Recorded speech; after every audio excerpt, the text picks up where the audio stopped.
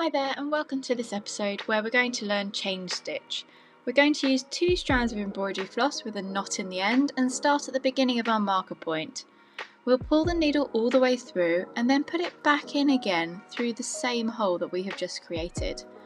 We're going to pull the needle part way through so we have a loop of thread and then bring the needle back up again through the middle of that loop, and at this point we can pull the thread tight and that's our first chain secured.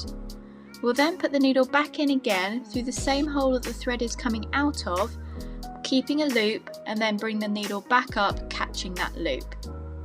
And we're going to continue with this, going back in through the same hole that we've created, catching our loop each time, and that secures another link in our chain.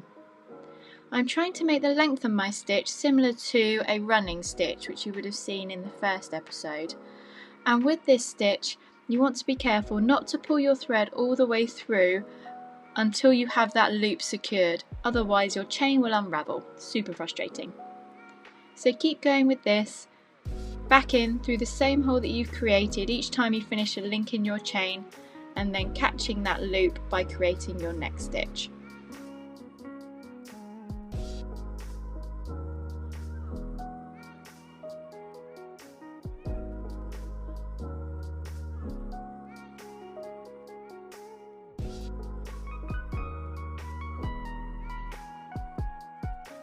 I'm about to create my last stitch now, so exactly the same process. However, when I catch that loop and pull my needle all the way through, I now need to secure my chain.